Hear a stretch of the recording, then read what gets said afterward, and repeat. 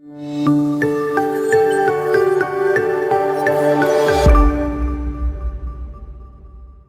pessoal, tudo bem com vocês? Pessoal, hoje eu publiquei um artigo muito bacana que o título é Enganado pela Experiência.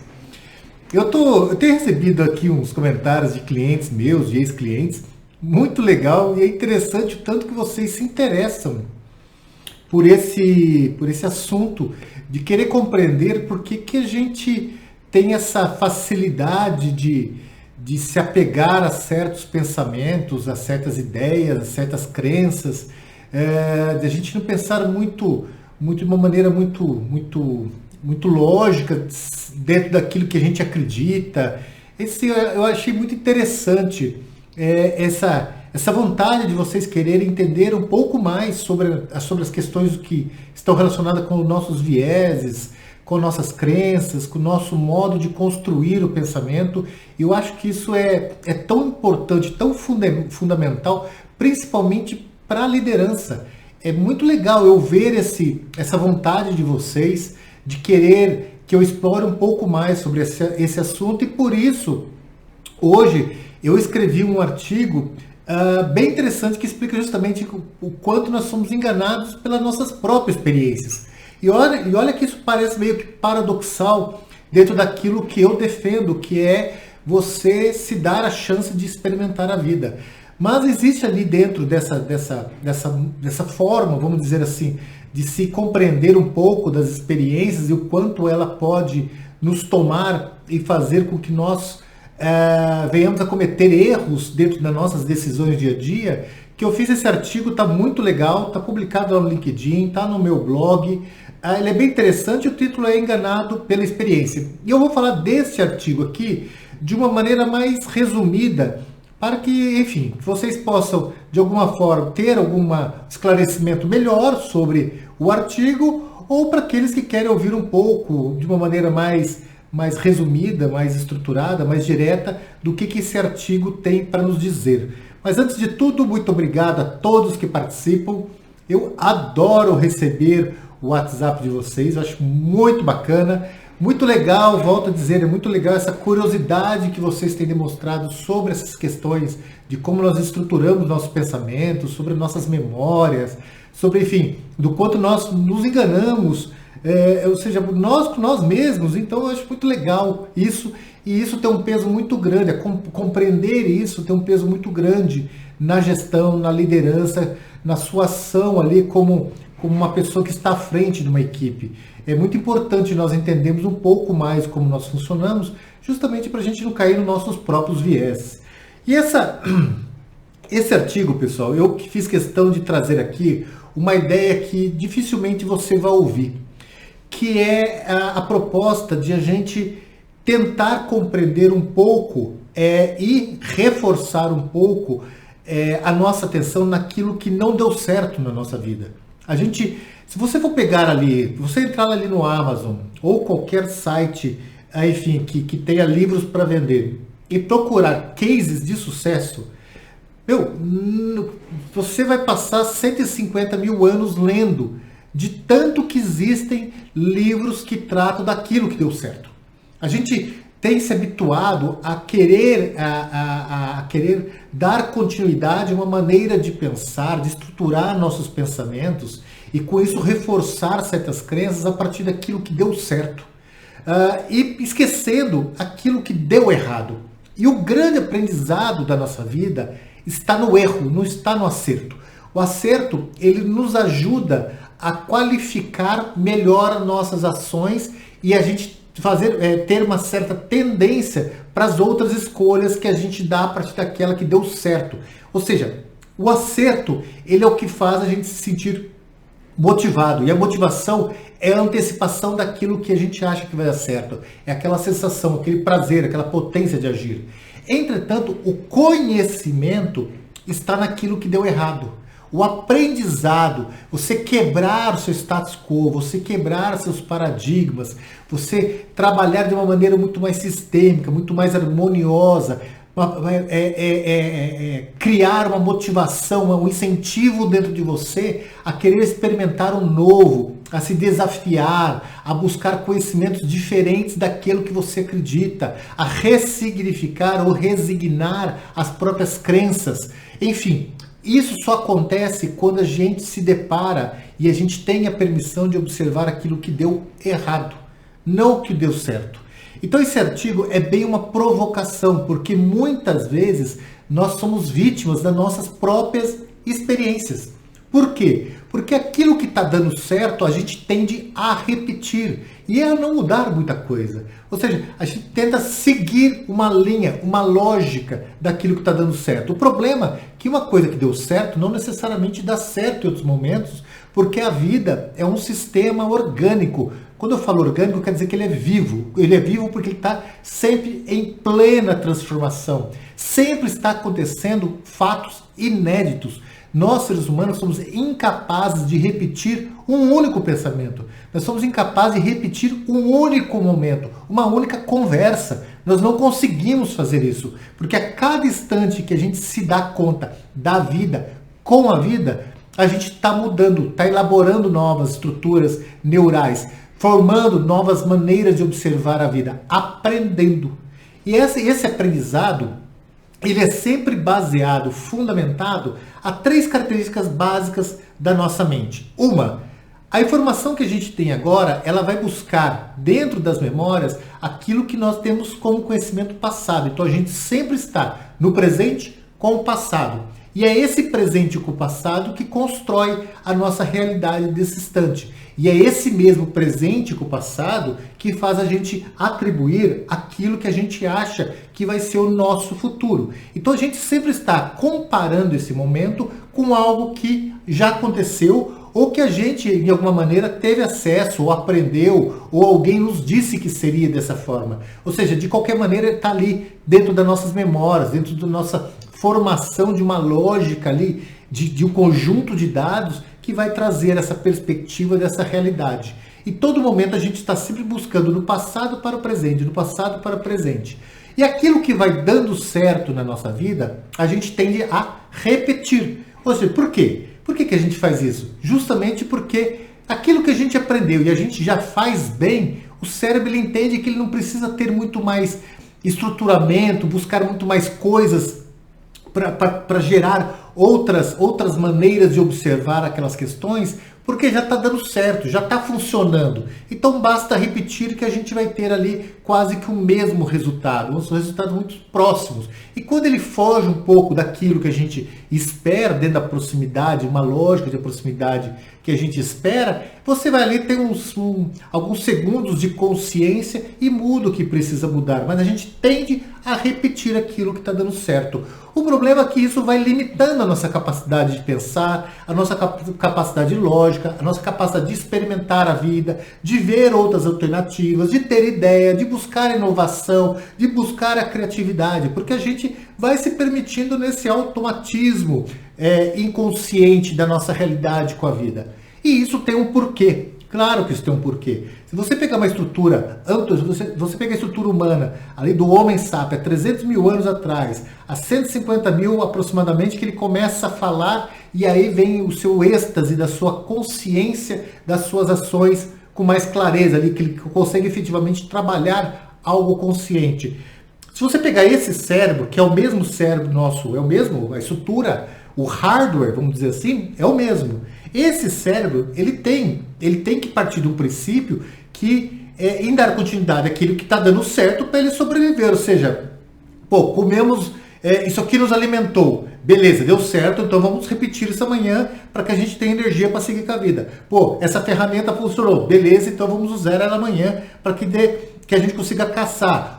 Isso aqui, descobrimos o fogo. O fogo dá para fazer um monte de coisa. Beleza, vamos repetir. Ou seja, a gente vai repetindo um monte de acontecimentos da nossa vida, justamente porque está dando certo. É um campo de segurança, um campo no qual a gente se sente protegido, está dando certo, então está funcionando e vamos seguir com isso. E essa automatização do inconsciente é justamente o time que ele dá para aprender naquele instante que ele se faz presente. Ou seja, se a gente tivesse que pensar todas as nossas decisões, todas as nossas escolhas, a gente não sairia do lugar. Imagina, são 3.000, 5.000 escolhas por dia. A gente não conseguiria sair. Então ele vai automatizando aquilo que está dando certo e dando espaço para que a gente possa aprender, ter acesso a novidades. Que o cérebro ele é viciado em conhecimento, ele é viciado em coisas novas, ele é viciado em movimento.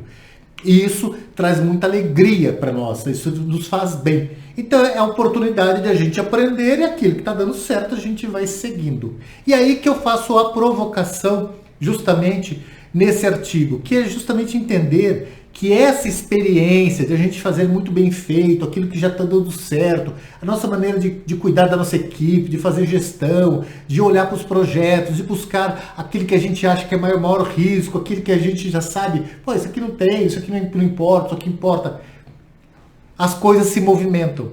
E às vezes a gente está tão habituado com certas decisões, com certo modo de olhar para uma gestão, para olhar para uma equipe, para olhar para um projeto, para olhar para nossas responsabilidades, que a gente se perde e aí a gente passa a ser enganado por nós mesmos. Ou seja, a própria experiência pode ser o grande problema da nossa vida. E se a gente não se permitir olhar isso, entender e compreender isso, nós podemos ser vítimas de nós mesmos. E essa é a intenção desse artigo. Por que disso, gente? Que é o fator fundamental. Nós tendemos a construir vieses na nossa vida. Esses vieses são explicações que a gente tem com as nossas crenças. A partir daquilo, o que são as crenças? As crenças são aquilo que é aquele resultado de uma experiência. Aquelas experiências que foram mais marcantes, que tem ali um certo contexto emocional e sentimental, que de alguma forma teve uma novidade, teve algo que nos chamou a atenção, aquele resultado ele transforma numa crença. E a gente acha que aquela crença é uma verdade, é uma certeza, é algo que vai acontecer porque é assim. E isso não é necessariamente um fato conciso com a realidade da vida. Por exemplo, tem pessoas que acabam adquirindo alguns traumas, algumas questões, algumas fobias por resultado de experiências passadas.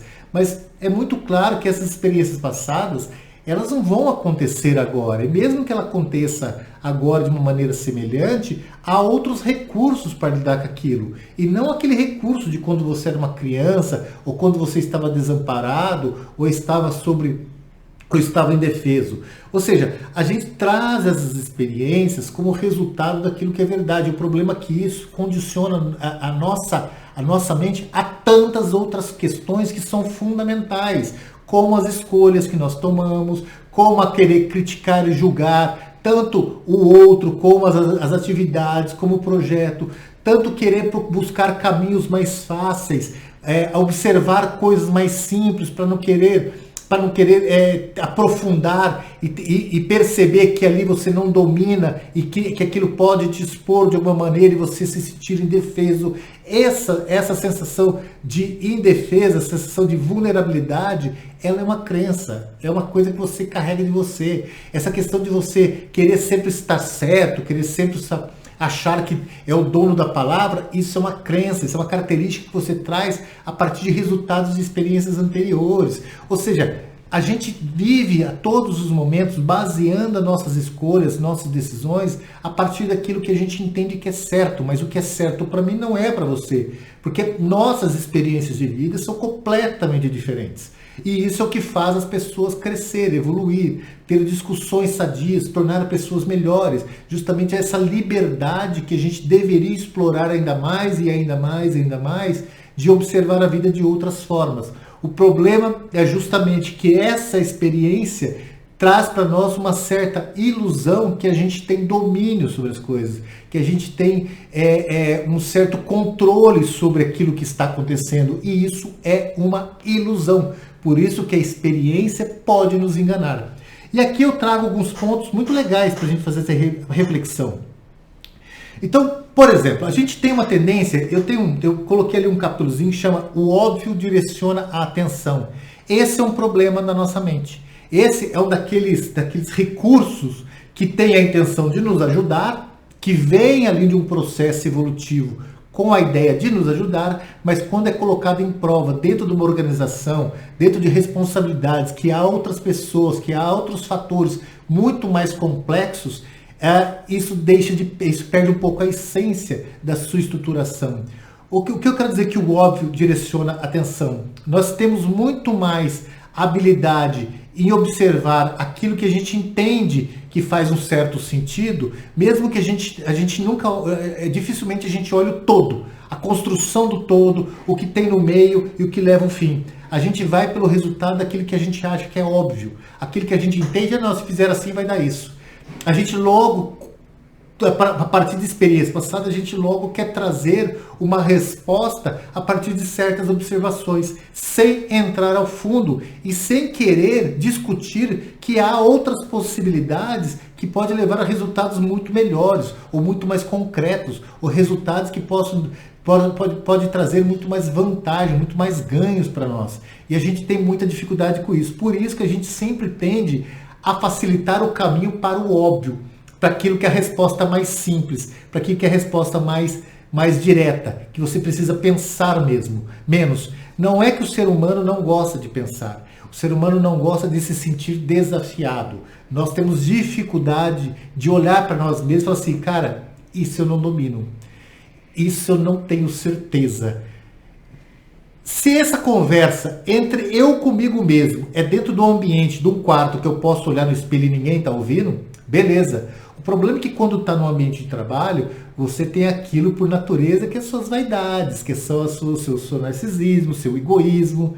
Você tem aquilo que você quer demonstrar que você é mais, ainda mais se você tiver um cargo de gestão. Então, a gente busca ali o caminho mais fácil, porque por muitas vezes nós mesmos nos sentimos inseguros. E o próprio cérebro, a própria mente, ele pode colocar ali um alarme de falar, opa, daqui para lá eu não sei. Então ele pega o que é mais óbvio e segue por aquele caminho, porque ele não sabe do que tem ali para frente. Então isso é uma das questões que são um dos viés, que é o viés que chama viés do resultado, que é justamente que nos impede de fazer essa continuação experimental. E pior que isso, a gente para justificar, para dar razão a essa escolha mais óbvia, a gente constrói pensamentos justificadores. A gente vai ter argumentos à vontade para justificar aquilo, à vontade. E isso é uma outra questão que, dependendo do grau, do tipo, do perfil de característica que a pessoa carrega, ele pode ser um grande justificador, um grande orador e acabar conduzindo toda a sua equipe por um pensamento que talvez seja alienado, um pensamento que nem ele sabe e ele tem na cabeça o que ele acha que é óbvio, mas aquilo pode ser um pensamento com todo o cuidado da palavra, um pensamento suicida. Tem um livro que eu cito aqui que chama Iludido pelo Acaso, do Nassim Nicholas.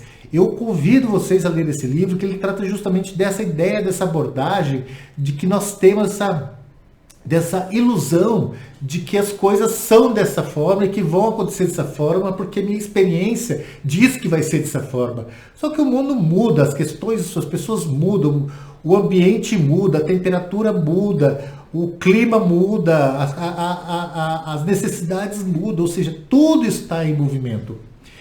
Eu faço um outro parágrafo que chama Tendemos a nos apoiar em grupos que pensam igual. Esse é um outro problema, principalmente quando a gente fala de gestão.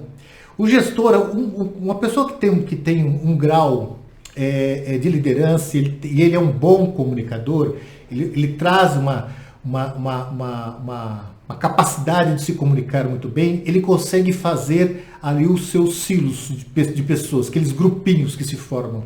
E o problema, quando a gente cria esses grupos dentro das empresas, de pessoas que fidelizam a ideia do seu líder, a ideia do seu gestor, é que essas pessoas dificilmente elas vão contrariá-lo. Esse é um outro problema que acontece na empresa, porque como as pessoas não contrariam aquele líder, para ele vai entender que está tudo certo, que o caminho e que está tudo acontecendo de uma maneira muito bacana e que está tudo funcionando. E quando a gente é acariciado, quando o nosso ego é massageado, ele tende a crescer. E aí temos mais dificuldade de lidar com a realidade, de olhar para ela e falar, cara, isso que está acontecendo, essas verdades, não é bem verdades. Isso que eu acho que eu sei, não sei se eu sei. Ou seja, a gente tem muita dificuldade disso. Ou seja, se a gente não tem dentro do ambiente, um ambiente claro, de feedback, onde as pessoas se sentem seguras de ali colocar a sua opinião, o seu ponto de vista, o seu modo de olhar, você vai criar um ambiente completamente viciado, um ambiente completamente distorcido de uma realidade. E esse é um problema de empresas quando ela começa a entrar em prejuízo, que o CEO ele não quer nem saber. Ele fala, corta. E o primeiro a cortar vai ser justamente esse líder. E todos os colaboradores vão falar, meu Deus, mas por que cortou ele? Ele é o cara, ele é um ótimo profissional. Mas ele não dava resultado. Ele não dava, porque ele não percebia a realidade que estava acontecendo. Eu tive a oportunidade de trabalhar já um tempo numa empresa que dois líderes, dois gerentes foram mandados embora. E eram pessoas assim de um grau de simpatia, de empatia, de coleguismo extraordinário. São pessoas que eu conheci pessoalmente e pessoas realmente extraordinárias. E foi muito difícil essas equipes conseguirem aceitar outras pessoas que na verdade estavam sendo contratadas com o objetivo de fazer as coisas acontecer. E foram muitas trocas, muita rotatividade de gestores que não conseguiam entrar na posição porque o grupo não aceitava aquelas pessoas.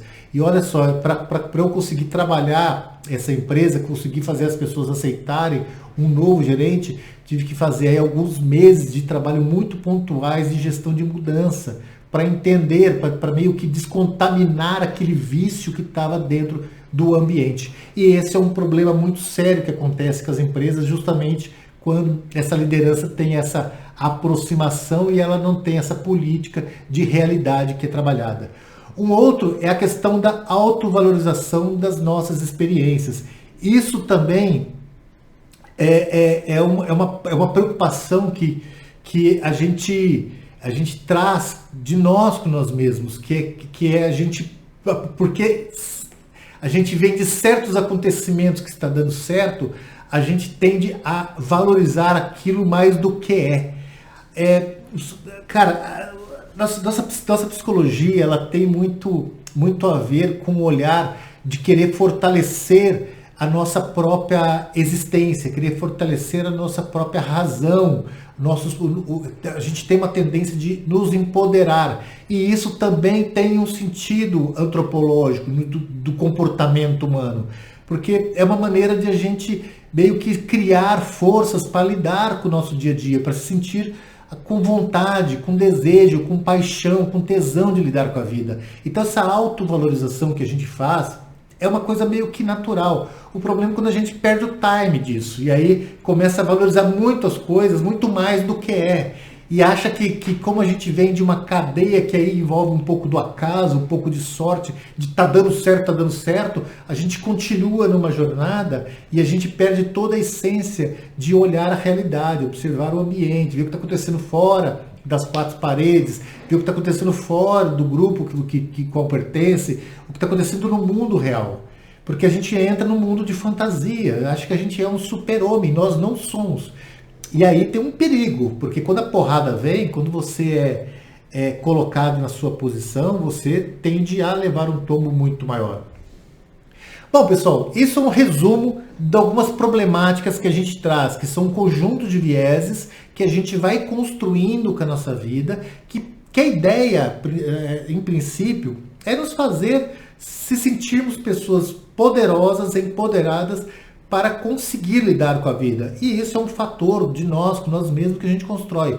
O problema é que nesse mundo imediatista, nesse mundo que a gente vive, de cobrança contínua, de você não poder ser uma pessoa triste, tem que ser uma pessoa feliz, tem que ser uma pessoa alegre, tem que ser uma pessoa de conquistas, tem que ser uma pessoa das aparências, dos espetáculos, né? Você tem que ser a pessoa que se faz presente. Esse mundo consome muito da nossa realidade, consome muito de quem nós somos. E a gente se perde dentro da nossa própria ignorância, a gente limita a nossa condição de até de experimentar a vida, de experienciar, de sentir a vida.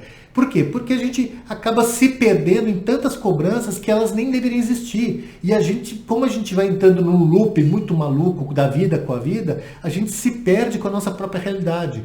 E que se a gente não parar para respirar de vez em quando e nós fazermos um auto-feedback com a gente real, um olhar para nosso crítico, um olhar para nosso julgador e falar assim, cara, peraí, deixa eu ver se eu tô com essa bola toda. Deixa eu ver se as minhas experiências são todas essas. Deixa eu ver se eu sou um mágico.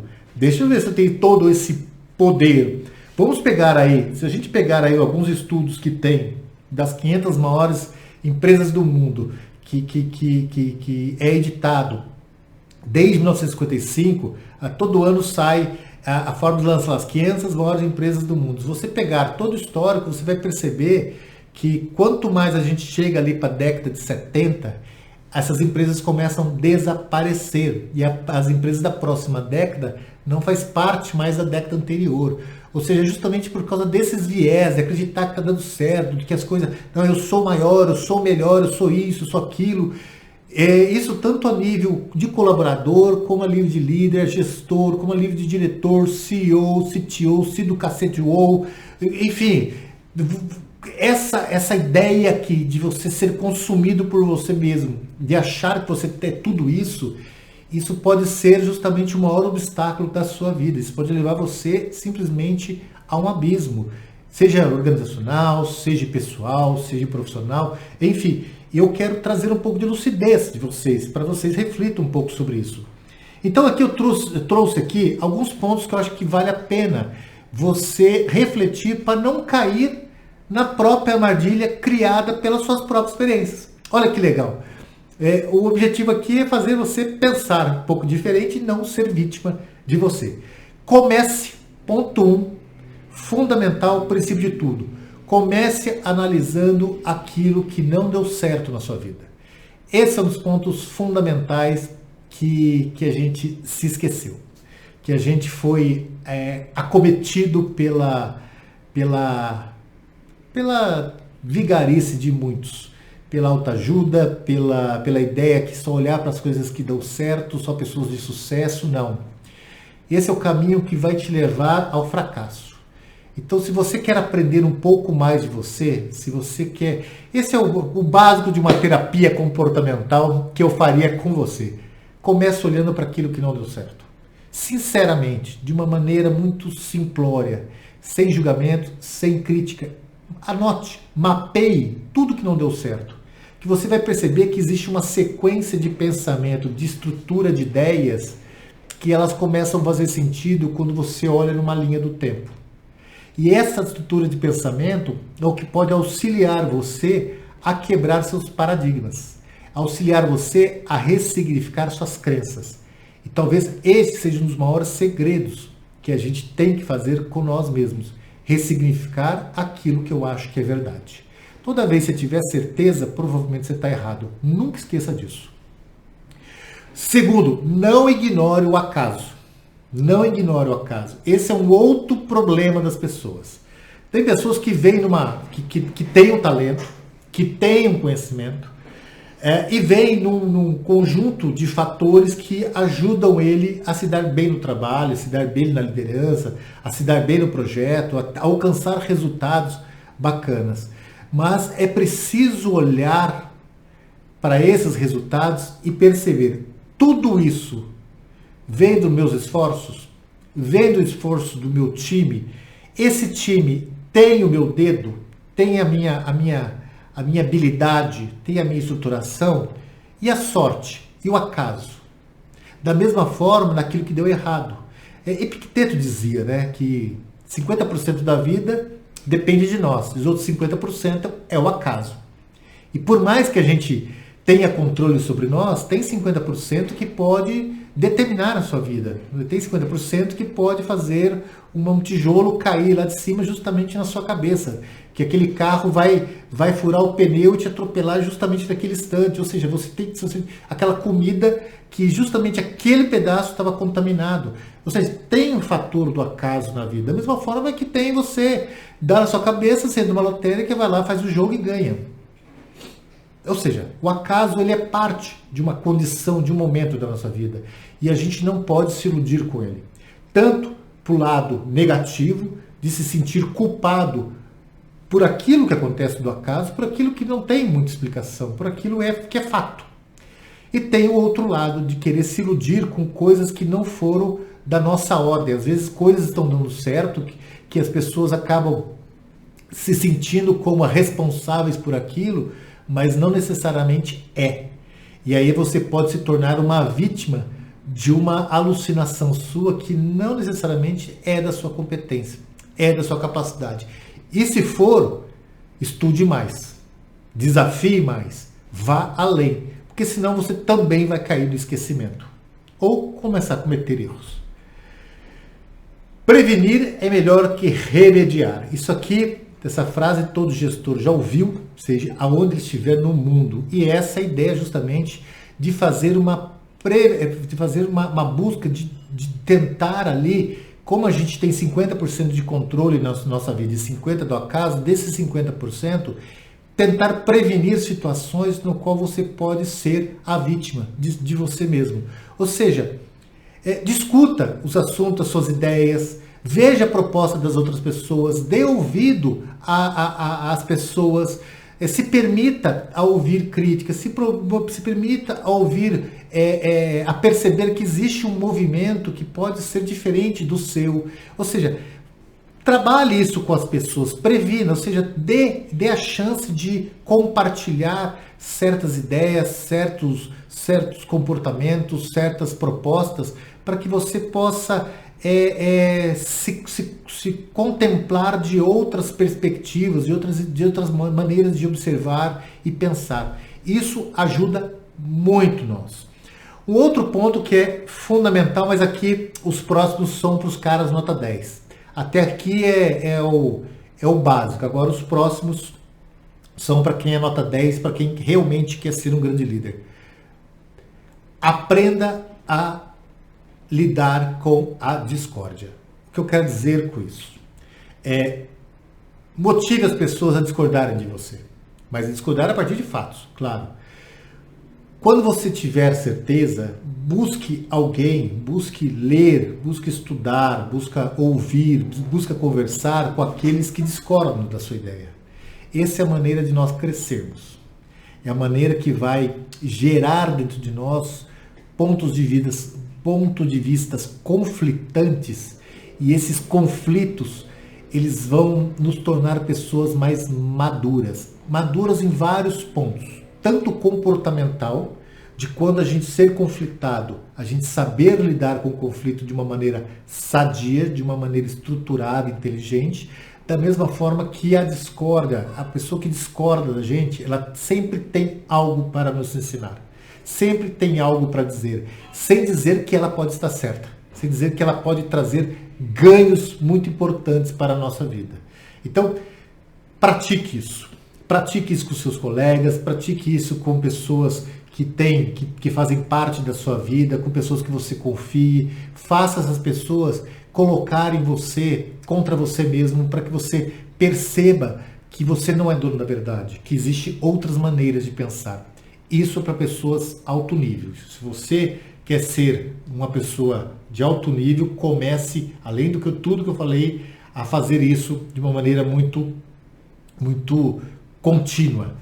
Quinto, busque sempre encontrar evidências que contradizem as suas próprias crenças. Esse é o caminho da sabedoria, que vai além do conhecimento.